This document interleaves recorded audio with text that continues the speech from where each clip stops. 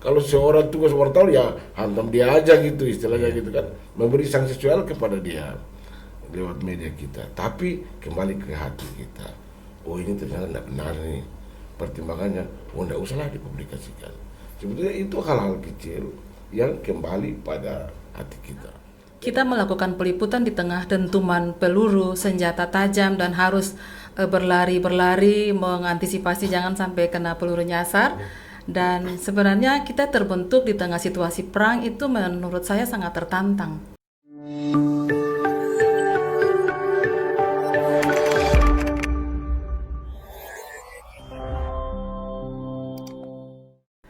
Sahabat Komsos Amboina, setelah beberapa tahun terakhir ini dalam rangka Hari Komunikasi Sedunia, Paus Fransiskus mengajak kita untuk merefleksikan dengan tema melihat dan mendengarkan sebagai syarat komunikasi yang baik.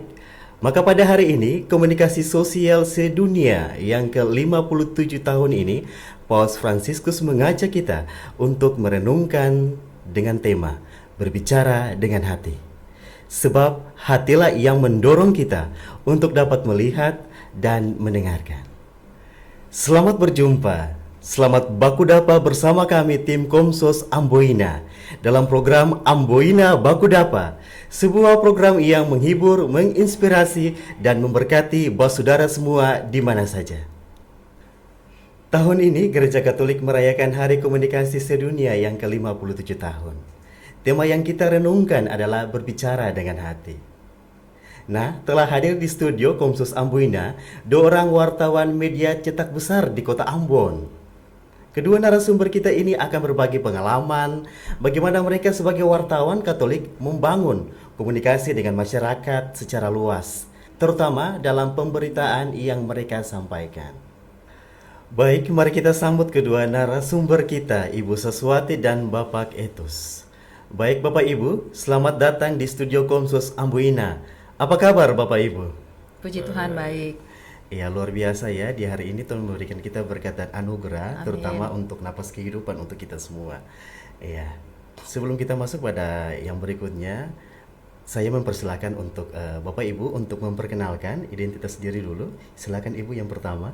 Ya, terima kasih Bang Yonas. Nama saya Saswati Matakena, biasa disapa dengan Sas saja. Saya sebagai jurnalis perempuan mungkin yang sudah menggeluti dunia pewartaan ini sejak tahun 99. Kalau dihitung sampai sekarang sudah kurang lebih 24 tahun. Dan sampai sekarang masih setia sebagai seorang jurnalis perempuan. Dan saya juga di Paroki Santo Fransiskus Xaverius Katedral Ambon dipercayakan juga sebagai Dewan Pastoral di bagian Komsos, dan tugas-tugas Komsos juga sering bersinergi dengan tugas-tugas kami sebagai seorang jurnalis. Nah, pengalaman jurnalis ini cukup panjang karena saya juga dipercayakan oleh teman-teman jurnalis perempuan di Maluku sebagai pembina. Ada Forum Jurnalis Perempuan Indonesia Provinsi Maluku dan saya juga dipercayakan sebagai pembina sehingga kolaborasi terus terjalin. Dan saya berterima kasih dari Tuhan Yesus dan Bunda Maria karena diberikan talenta sebagai seorang pewarta, dan sudah 24 tahun saya tetap setia menggeluti dunia saya sebagai seorang jurnalis. Oke, baik Ibu, pengalaman yang luar biasa ya yang dapat dibagikan kepada sahabat Komsos di saat ini. Dan untuk narasumber yang kedua, Bapak itu disilakan. Ya, makasih. Nama saya Petrus Oratmangun, biasa dipanggil Etus. Saya terakhir di Paroki Santo Antonius Halong, Stasi Atila. Saya resmi menjadi wartawan di publik itu tahun 99. Tapi sebelumnya saya menjadi wartawan kampus karena didorong oleh seorang pastor SPD. Mereka gambling kita di kampus jadi wartawan. Semasa kuliah udah jadi wartawan gitu. Terakhir saya di Ambon Express menjadi pimpinan redaksi, dan sekarang saya menjadi wakil direktur di media yang sama. Oke, makasih.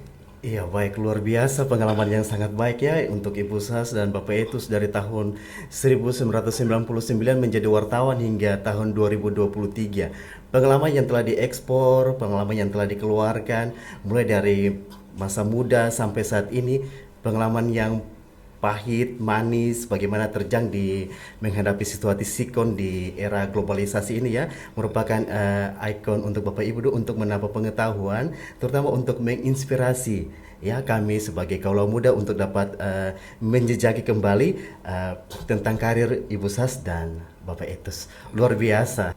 Baik Bapak Ibu, tugas seorang wartawan itu kan menyampaikan berbagai peristiwa yang terjadi di sekitar kita sesuai dengan data dan fakta yang dijumpai. Artinya, tidak ada sesuatu yang disembunyikan dalam pemberitaan. Bagaimana menurut pendapat Bapak Ibu, terutama untuk narasumber yang pertama untuk Ibu Sas, disilakan. Ya, terima kasih. Dalam konteks Hari Komunikasi Sosial Sedunia tahun 57 ini, dengan tema berbicara dengan hati, saya melihat pesan ini begitu berarti ya bagi kami kalangan jurnalis, karena di tengah-tengah era globalisasi dan informasi yang begitu cepat, kita juga dituntut untuk menyampaikan berita yang edukasi, informatoris, yang cepat juga, tetapi harus cover both side, harus berimbang dan tidak menimbulkan hoaks. Di sini saya melihat bahwa ini tantangan bagi kami jurnalis di tengah-tengah era digitalisasi dengan informasi yang begitu cepat, keakuratan data yang juga diperlukan, sehingga pesan Bapak Suci ini cukup menginspirasi kami sebagai wartawan di tengah-tengah persaingan media yang begitu pesat. Dan 3 pesan yang saya tangkap: datang, melihat, dan mendengarkan. Ini mempunyai makna yang paling dalam, tetapi saya mau tambah satu, bahwa bagi kami yang wartawan, datang, melihat, mendengarkan, dan mempublikasikan. Jadi kalau kita datang, melihat, mendengar, tetapi kita tidak mempublikasikan hal-hal yang positif, itu tidak memberikan edukasi juga kepada masyarakat dan umat. Dan saya pikir, saya bisa cerita sedikit pengalaman saya. Pertama, sebagai jurnalis itu tahun 99 ya, ketika Maluku berada dalam suasana konflik dan kami menjadi wartawan sangat otodidak, tidak ada background soal faedah, dasar-dasar jurnalistik, bagaimana menulis yang baik, sehingga tanpa sadar kita juga ikut terbawa dalam situasi konflik saat itu. Nah, konflik saat itu konflik bernuansa SARA, di mana terjadi dikotomi antara umat Kristiani dan umat Muslim, sehingga kami juga wartawan ikut terpolarisasi dengan situasi saat itu. Dan ketika itu sangat sulit, ketika kita mau berbicara dari hati sangat sulit, karena ketika kita melihat komunitas kita ikut menjadi korban, kita melihat yang berdarah-berdarah, kita juga susah untuk bagaimana membangun sebuah pemberitaan yang bisa menyatukan umat ketika berkonflik. Tetapi kami berterima kasih karena ketika itu kami difasilitasi oleh Aliansi Jurnalistik Independen, dan kami wartawan Maluku dan Maluku Utara ketika itu awal tahun 2020 kita bersepakat untuk bagaimana menyatukan persepsi dalam pemberitaan yang lebih mengarah kepada upaya-upaya perdamaian. Jadi memang kita memulai start sebagai seorang jurnalis dengan situasi yang perang, dan memang itu sangat susah, sehingga bagaimana menyuarakan sesuatu yang penuh dengan hati nurani itu sangat sulit. Dan kami berterima kasih juga karena ada kesepakatan bersama untuk ketika itu wartawan diajak untuk bagaimana memberikan pemberitaan yang bersifat jurnalisme damai. Jadi media ikut berperan dalam mereduksi konflik, dan media ikut berperan dalam menciptakan suasana damai. Karena saya pikir tanpa pemberitaan yang edukatif dan yang berimbang itu bisa menciptakan konflik yang berkelanjutan. Dan jangan salah, kalau tidak menulis dengan hati juga, saya pikir konflik akan terus berkelanjutan tanpa ada solusi. Saya juga berterima kasih karena ada dalam salah satu pelaku sejarah untuk bagaimana proses-proses perdamaian Maluku, terutama dalam konteks media. Oke baik Ibu Sas, terima kasih dan untuk Bapak itu juga disilakan. Ya, kasih. Jadi begini, sebagai orang Kristen, kita punya iman Kristen, itu Alkitab, dalam Alkitab itu sudah mengingatkan bicara dalam hati itu 876 kali. Itu dibilang itu. Sebagai jurnalis, wartawan itu dia berpegang pada kode etik jurnalistik. Dari 11 poin kode etik itu sebetulnya 9 mengatur kita untuk berbicara dengan hati. Jadi ini temanya sangat bagus sekali nih, berbicara dengan hati. Misalnya saya kasih contoh, wartawan tidak beretikat buruk. Tidak beretikat buruk itu muncul dari hati. Ini bagus sekali. Dan saya pikir kita ya sebagai wartawan Katolik betul-betul bekerja sesuai dengan etika-etika, karena etika ini menyangkut hal yang umum, ya, juga harus berpegang pada iman Kristiani kita. Jadi kalau kita kembali pada sejarah awal kita, Monsignor Albertus Sugia Pranata, ya, beliau mengingatkan bahwa kita menjadi wartawan bangsa, kita menjadi warga 100% Katolik, 100% Indonesia. Jadi sebagai wartawan Katolik harus berpegang teguh pada dalam semua tindakan, perilaku, apalagi pekerjaan kita, ya, harus betul-betul mengarah pada hati itu.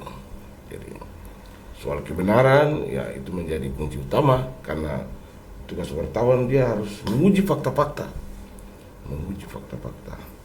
dan itu memang itu menjadi tugas wartawan yang baik, dan selain pada berpegang pada kaidah-kaidah jurnalistik sebagai wartawan Katolik, ya, kita harus berpegang pada ajaran Tuhan Yesus. Ya. Iya baik, Bapak Etus, terima kasih banyak. Ibu Sas, terima kasih. Iya, maka muncul pertanyaan baru dan akan ditujukan kepada narasumber yang pertama, Ibu Sas. Iya, saya mengutip untuk kata-kata dari Ibu Sas tentang awal terbentuk untuk menjadi wartawan tahun 99 ya. Ya, dan pada saat itu jenjangnya proses hingga saat ini. Nah, jenjang dari tahun 99 itu merancang pada dalam arti dikatakan pada realiti sekarang yang terjadi di kota Ambon, yaitu konflik ya. Ya, konflik besar-besaran yang terjadi dalam arti adalah kerusuhan ya. Nah, pada saat itu ketika Ibu Sas hendak melihat peristiwa yang terjadi pada saat itu. Nah, pada saat itu juga Ibu Sas baru pertama kali untuk menulis, namanya adalah berita. Nah, pada saat itu belum ada, maksudnya ini kan lagi gencar-gencar ya. Ya, belum ada saat pemahaman yang baik entah dari sini, apakah ada muncul ide, apakah ada muncul pemahaman yang baik, ataukah ada masukan-masukan dari teman-teman sehingga pada saat menulis berita kepada masyarakat dapat mengerti dengan baik. Ya, terima kasih Bung Yonas. Memang belajar otodidak ini kalau tidak dengan keinginan dan motivasi yang tinggi pasti akan terkendala. Iya. Nah, memang situasi konflik menuntut kita juga untuk harus bisa, tidak harus tidak. Jadi memang proses belajar otodidak itu yang membentuk karakter pribadi yang sampai sekarang ini dia bertahan. Dan saya pikir kami juga di Gembleng ketika menulis berita dan sebelum ditayang di media itu ada pada sesi redaktur. Nah, redaktur itu yang nanti memproses semua berita sehingga dikemas dalam sebuah berita yang siap dipublikasikan kepada media. Dan saya pikir dalam konteks Hari Komunikasi Sedunia pada tanggal 20 Mei nanti yang ke-57 tahun 2023 ini, sebenarnya kami sebagai wartawan Katolik ini dituntut untuk menginspirasi tokoh gereja, itu Santo Franciscus de Sales. Beliau itu uskup Jenewa dan seorang tokoh gereja juga, teolog besar, dan beliau penulis. Beliau itu ditetapkan oleh Paus Pius ke-11 sebagai pelindung jurnalis Katolik. Jadi sosok beliau itu yang seharusnya menjadi inspirasi bagi kami wartawan Katolik dalam tugas-tugas pewartaan yang apostolik di tengah era digitalisasi saat ini. Karena Santo Franciscus de Sales ini dia merupakan tokoh yang selalu berbicara dengan hati. Di tengah negara-negara yang berkonflik, beliau hadir untuk menyatakan cinta kasih. Beliau dengan kerendahan hati membangun komunikasi yang dua arah antara kedua pihak yang bertikai, sehingga terjadilah proses-proses perdamaian lewat seorang sosok Franciscus de Sales ini. Sehingga sosok beliau terus menjadi inspirasi bagi kami wartawan Katolik di seluruh dunia, terutama bagi kami di Keuskupan Amboina. Iya, baik. Terima kasih Ibu. Ibu bisa membagikan tips bagaimana cara untuk menulis berita, bagaimana terus pada saat itu ya. Pada saat itu kan tidak menggunakan handphone ya, pasti dengan buku kita catat cepat-cepat, kita catat cepat. Nah, bagaimana langkah-langkah itu pada saat itu Ibu? Ya, mungkin kiat-kiat ketika itu memang agak susah karena kita melakukan peliputan di tengah dentuman peluru, senjata tajam, dan harus berlari mengantisipasi jangan sampai kena peluru nyasar. Dan sebenarnya kita terbentuk di tengah situasi perang itu menurut saya sangat tertantang. Dan saya melihat bahwa profesi ini sangat mulia karena ketika kita datang, melihat, mendengar, kita menyampaikan apa yang menjadi fakta kepada masyarakat tanpa ada rekayasa. Karena ketika saat itu kita menulis berita yang hanya rekayasa dan menimbulkan hoaks, itu justru kami dinilai, wartawan dinilai ikut melanggengkan konflik. Oleh sebab itu kita harus hadir sebagai pewarta tanpa sadar kita sudah berbicara sebenarnya dengan hati. Dan pemberitaan-pemberitaan saat itu juga kita datang, kita mencatat. Kalau dulu kan ada tape recorder yang kecil itu ya, belum ada HP Android seperti sekarang ini, tetapi itu bukan menjadi kendala bagi kami. Semangat kami untuk tetap memberikan edukasi sesuai dengan fungsi kami sebagai jurnalis pada Undang-Undang Pers itu ada 4 fungsi. Yang pertama soal informasi, edukasi, hiburan, dan sosial kontrol. Jadi 4 fungsi itu harus betul-betul kita mengaplikasikan dalam pemberitaan-pemberitaan yang kita sajikan kepada publik, dan memang harus dituntut untuk harus lebih verifikasi. Kita datang, kita melihat langsung, kita mendengarkan, dan kita mempublikasikan. Dan berita yang kami sajikan itu juga tidak boleh ada unsur propaganda atau provokasi.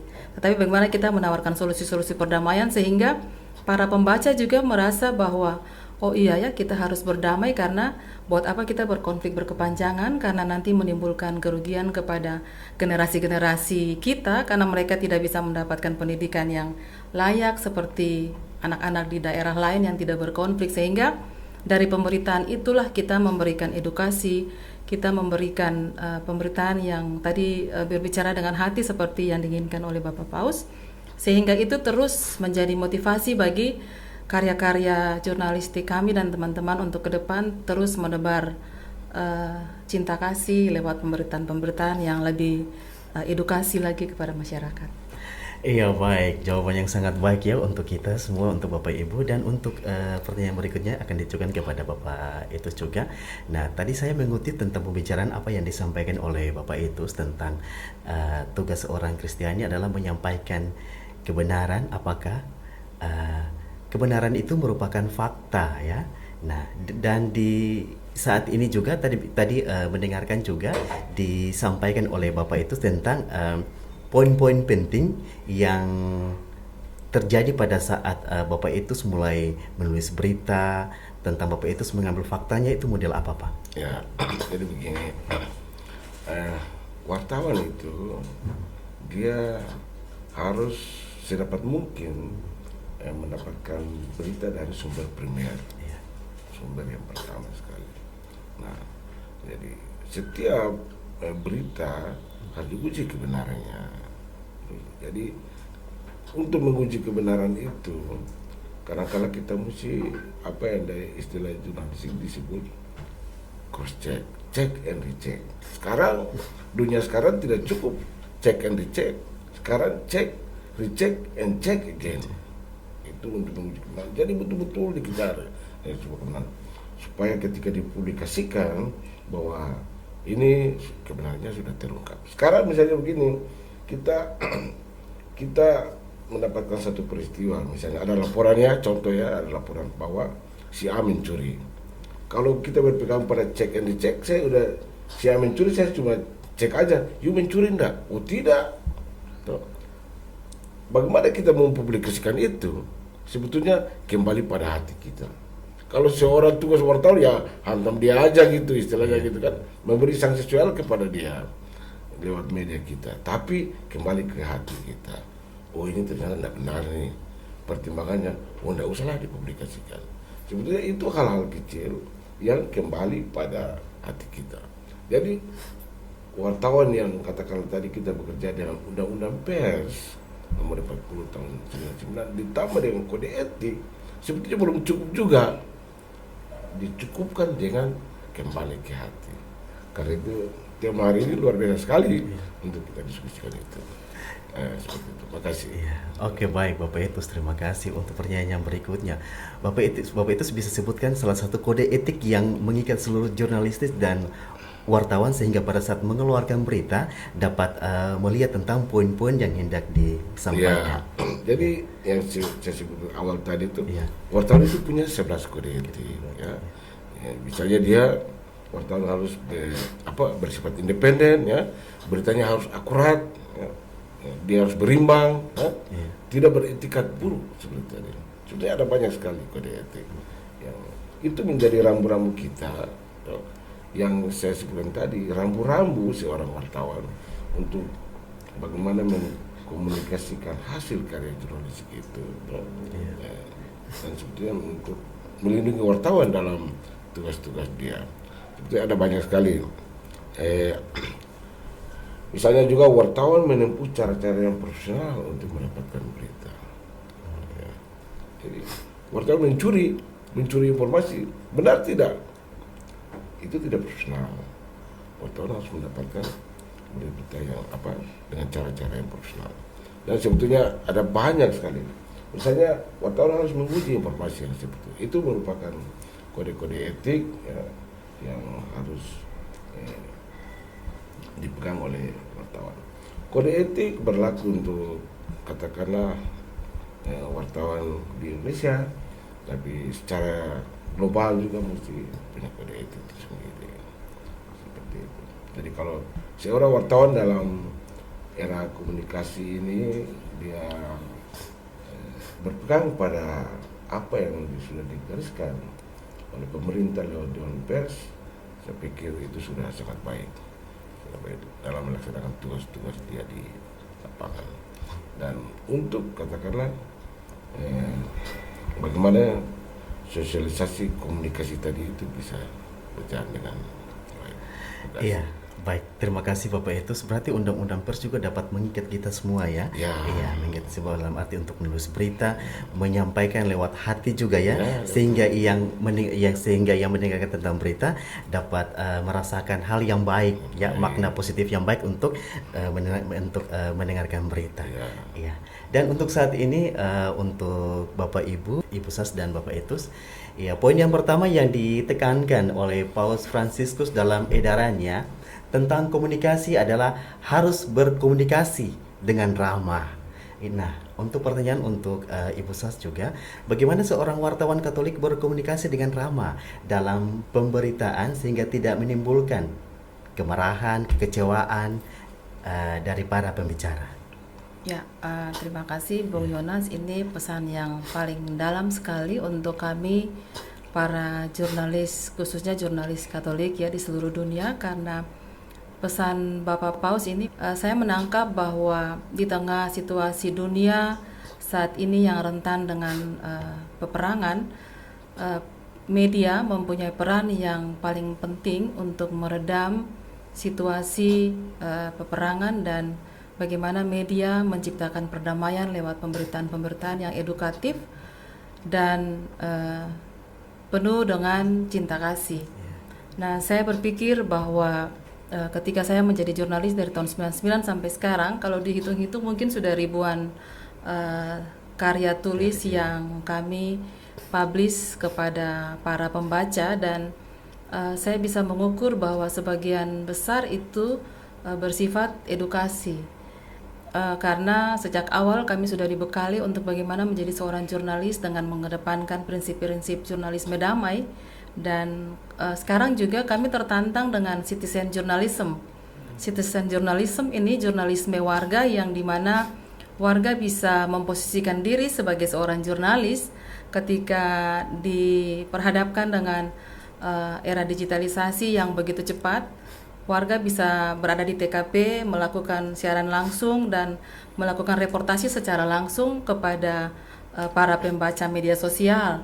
Tetapi saya mau katakan bahwa itu tidak menjadi suatu berita yang akurat jika dikonversi ke kami sebagai seorang jurnalis, karena kami melihat bahwa informasi yang ada di media sosial itu menjadi informasi awal bagi kami sebagai seorang jurnalis untuk datang melihat dan mendengarkan secara langsung dan mempublikasikan fakta data yang terjadi di lapangan, sehingga tidak menimbulkan bias dan hoax. Dan terkadang kalau kita menulis sesuatu yang tidak diverifikasi di lapangan, itu akan menimbulkan kepanikan.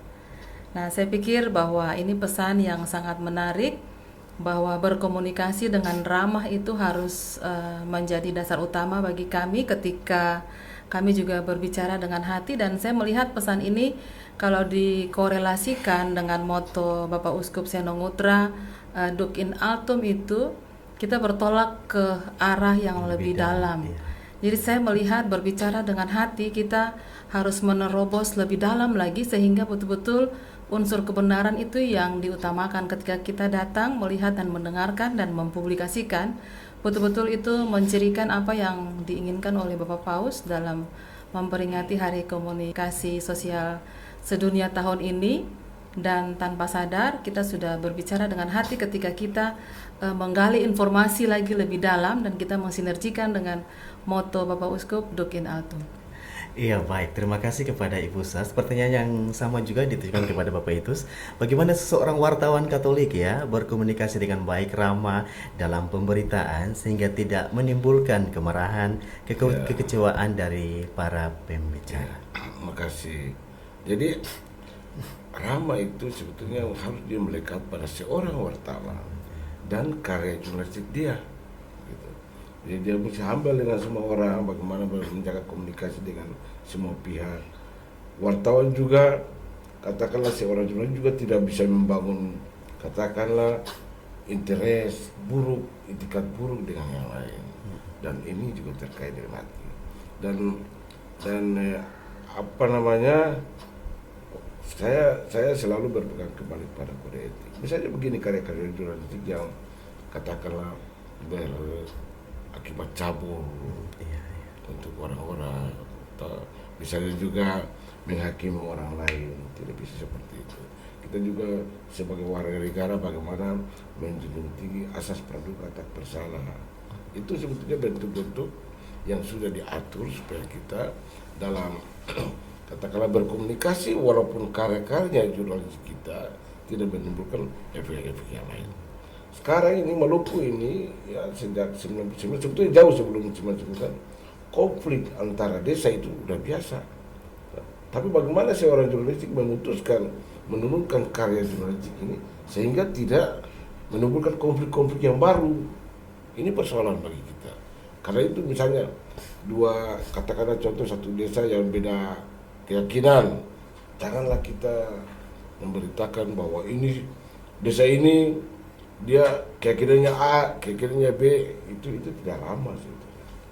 Jadi bagaimana kita juga mengeliminir sehingga pemberitaan bisa menimbulkan kemarahan bahkan adanya konflik baru.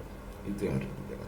Sebagai wartawan seperti itu dan sebagai orang Maluku, ya dicatat bahwa sebagai wartawan di Maluku kita harus menjaga kekerabatan, persaudaraan di antara kita.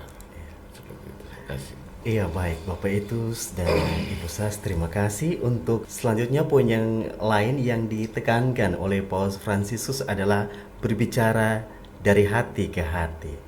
Iya, bagaimana pengalaman Bapak Ibu, terutama Ibu Sas, berbicara dari hati ke hati yang disampaikan oleh Bapak Paus Fransiskus di saat ini? Ya, terima kasih. Dalam konteks berbicara dari hati ke hati, untuk kami jurnalis di Keuskupan Amboina ini, terutama jurnalis Katolik, kami merasa bahwa yang pertama kami harus bersinergi dengan gereja Katolik. Karena walaupun kami melakukan tugas-tugas jurnalis, tetapi tanggung jawab kami sebagai jurnalis Katolik ini kita harus tetap mengedepankan apa yang menjadi keinginan dan tujuan gereja Katolik. Nah, saya sangat tertarik dengan moto Bapak Uskup Senongutra, Doc in Altum itu, bagaimana dalam tugas-tugas jurnalis itu kita selalu menggali lebih dalam lagi.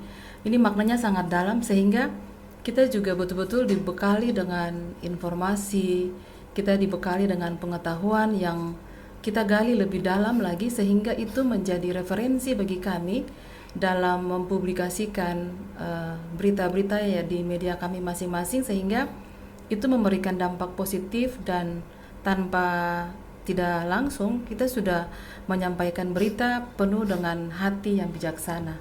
Karena kita menjadi corong gereja dalam tanda kutip ya, bahwa sebagai pewarta kita harus juga mengedepankan nilai-nilai kemanusiaan, apalagi kita beranjak dari daerah kita yang pernah ada dalam situasi konflik bernuansa SARA. Kita tidak mau hal itu terulang kembali. Oleh sebab itu kita juga mempunyai tanggung jawab untuk bagaimana menciptakan pemberitaan-pemberitaan yang lebih pendekatannya kepada situasi yang lebih kondusif dan lebih edukasi dan mencerahkan umat ketika mereka membaca. Dan saya pikir itu harus ada pemberitaan dari hati yang tetap mengedepankan unsur-unsur kebenaran. Iya baik Ibu Sas, terima kasih juga. Mungkin pertanyaan yang sama juga akan ditujukan kepada Bapak Etus juga ya. Iya, yang ditekankan oleh Paus Fransiskus adalah berbicara dengan hati. Nah, bagaimana berbicara dengan hati pada saat Bapak Etus melakukan pemberitaan yang hendak disampaikan kepada masyarakat? Ya. Jadi sebetulnya begini, dari hati ke hati itu berarti saya harus memahami Anda dan Anda harus memahami saya. Bagaimana saya harus mengerti Anda, mengerti posisi dan segala macam. Dan sebetulnya dari hati ke hati kita kalau misalnya mendapat suatu kesulitan atau suatu persoalan di lapangan, sebetulnya kita harus mencari jalan keluar bersama, supaya bagaimana ketika ada jalan keluar itu sebetulnya sudah terimplementasi dari hati ke hati itu. Saya mengerti Anda mengerti saya, dan begitu pun karya-karya jurnalistik di lapangan diimplementasikan harus ada solusi-solusi yang diambil untuk itu. Makasih, mungkin singkat saja. Iya baik, terima kasih Bapak Etus. Mungkin pertanyaan yang terakhir ya Ibu Sas dan Bapak Etus. Poin yang terakhir, Bapak Paus mengajak kita untuk mempromosikan bahasa damai. Nah, dalam bahasa damai yang bagaimana yang Bapak Ibu dapat pahami? Ya, mungkin dari Ibu Sas disilakan. Ya, kalau berbicara dari hati dalam konteks damai ini berkaitan dengan perayaan Hari Komunikasi Sosial Sedunia ini, saya merasa ini bukan sebuah perayaan, tetapi harus diaplikasikan dengan sebuah tindakan. Karena tanpa tindakan, saya pikir apa yang menjadi harapan Bapak Paus tidak terrealisasikan. Dan saya berharap dunia semakin damai dengan pesan Bapak Paus ini, sehingga kami sebagai jurnalis Katolik juga di Keuskupan Amboina terus menciptakan proses perdamaian lewat pemberitaan-pemberitaan yang tidak hoaks, tidak memprovokasi, dan tidak mempropaganda, tetapi mengedepankan kebenaran, data dan fakta, dan yang paling penting lebih memberikan makna yang paling berarti untuk para pembaca, terutama umat. Terima kasih. Iya baik, terima kasih. Iya, mungkin pertanyaan yang terakhir juga untuk Bapak Etus. Apa yang Bapak Etus dapat sampaikan kepada masyarakat tentang bagaimana bahasa damai yang Bapak Etus dapat pahami ketika disampaikan kepada masyarakat lewat dalam arti untuk menulis berita, menulis media cetak kepada masyarakat supaya masyarakat dapat baca, dapat mendengarkan, dan dapat memahami dengan baik. Iya, sebetulnya bahasa damai ini bahasa kunci sebetulnya. Kunci bagi kita untuk bermasyarakat, ya, tugas-tugas jurnalistik meredam sedemikian rupa sehingga apa saja konflik di tengah masyarakat maupun perseteruan ya harus dibuat dalam karya-karya yang damai, karena memang intinya damai itu indah. Damai indah, iya baik. Damai indah, nyaman ya Pak ya, Nyaman, iya, tenang. semuanya. Iya. Dan itu menjadi tugas semua orang, termasuk teman-teman jurnalis. Ya, terima kasih. Baik, terima kasih banyak kepada Bapak Itus, Ibu Sas ya. Iya, baik Bapak Ibu, sebelum mengakhiri obrolan kita pada kesempatan ini, adakah pesan yang dapat disampaikan Bapak Ibu kepada para pendengar bagaimana berbicara dengan hati? Mungkin Ibu Sas disilakan. Ya, pesan saya satu saja untuk kita semua umat Katolik di Keuskupan Amboina, bahwa berbicara dengan hati akan mendatangkan perdamaian. Dan yang kedua, untuk teman-teman jurnalis di seluruh wilayah Keuskupan Amboina, terutama jurnalis Katolik, mari kita bersinergi dalam menyatukan tekad persepsi dalam mengelaborasi pesan Bapak Paus untuk berbicara dengan hati dalam misi-misi pewartaan yang apostolik di tengah era digitalisasi saat ini, dan tetap bersinergi dengan moto Bapak Uskup Duc in Altum. Terima kasih. Ya, mungkin dari Bapak Itus juga disilakan. Terima kasih. Jadi memang kita harus berbicara dengan hati. Saya tambah lagi bahwa jangan berbicara dengan jari. Iya. Kadang-kadang sekarang ini menjadi peringatan bagi kita semua bahwa hati kita kadang-kadang berbeda dengan jari-jari kita. Kita bisa dijerat kalau misalnya salah membuat sesuatu di media sosial, katakanlah begitu.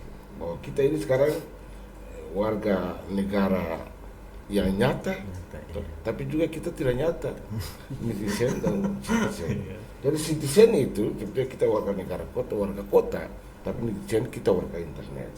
Karena itu tidak cukup sampai di hati, tapi kalau jari salah kita bisa dan saya pikir ya itu harus kita hindarilah ya, dalam komunikasi dengan sesama maupun dalam menjalankan karya-karya apa saja, bukan cuma para jurnalis tapi semua yang ada di katakan daerah ini ataupun di keuskupan ini.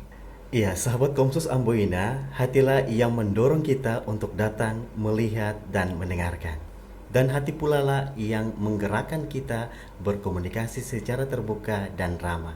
Sebagai pewarta Katolik, sebagai umat Katolik, mari kita wujudkan tema Hari Minggu Komunikasi Sosial ke-57 dengan datang, melihat, mendengarkan, dan mewartakan kabar baik kepada semua orang. Akhir kata, kami Komsus Keuskupan Amboina mengucapkan selamat merayakan Hari Minggu Komunikasi Sosial ke-57.